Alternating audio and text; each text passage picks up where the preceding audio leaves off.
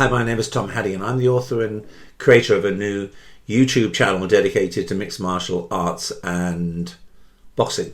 I'm looking at the hastily arranged matchup between Covington and Buckley. This is Covington on the left and this is Buckley on the right. Covington on the left, Buckley on the right. Let's look at Covington's record. Okay, recently unsuccessful in his attempt to wrest the world welterweight title from Leon Edwards. He lost twice to Kamaru Usman. He's beaten Jorge Masvidal recently. He beat an aging Tyrone Woodley, ex-world champion. He beat an aging Robbie Lawler. He beat an aging Rafael dos Anjos. He beat an aging Damian Maia. He was about 40 in 2017. So in actual fact, and he's been accomplished, Brian Barberena is a good MMA practitioner. So we can say it's not a particularly distinguished MMA record. The fighters that have demonstrated real excellence against him, he's lost to. So that's all you can really say. Okay, let's think in terms of his skills, his weaknesses, strengths. He is an excellent wrestler because he's a graduate of the American collegiate system of wrestling.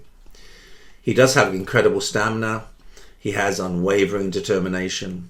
And also he has this ability to trash talk.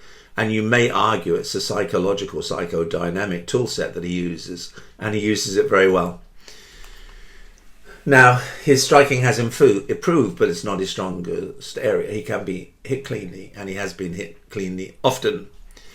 His fighting style, because it's based on this controlling the pace, can be predictable, and expert MMA practitioners can work out a strategy against him. His trash talking is often divisive behaviour can alienate fans and potentially impact his marketability. I'd agree with that. In the early days, I enjoyed listening to Colby with his trash talking, but after a while, it begins to grate and wear a little bit. And I think maybe he's played that card too frequently. Now let's look at Joaquin Buckley. Okay, who's he beaten or who's he lost to? Okay, he lost to Chris Curtis 2022. Chris Curtis is a great MMA practitioner. He lost to Imavov, a good practitioner. He lost to Chirico, a good practitioner. In recent months, years, he's beaten Thompson in 2024. Thompson is now 40. His best days are behind him. He beat Vicente Luque in 24. Luque is a feather in his cap. And he beat Alex Morono. So this is not a particularly distinguished fighting record. What can we say about his skills and his weaknesses? Well, a great strength is the fact he has this explosive athleticism and knockout power.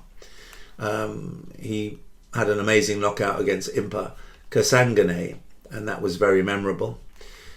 He does have some unusual, unpredictable striking elements, spinning kicks, head kicks, heavy punches, but he has developed his striking. He's adding new techniques, matchup by matchup. His style is based on high intensity and pressure. He likes to take the center of the octagon. He has shown some improvements in recent matchups in his grappling, and he has demonstrated better defensive grappling. Weaknesses, well, his cardio is a weakness. Astute opponents know to let him, blow his fuse and get all of his energy lost in the first couple of rounds, and then his cardio becomes a real weakness. This business of letting Buckley do his early violence and then catch him when he's fatigued has been a tactic used by some finer mixed martial artists. He is susceptible to counters and precise striking, and those fighters with good timing and technical striking have been able to capitalize on these openings, as exemplified by his loss to Chirico.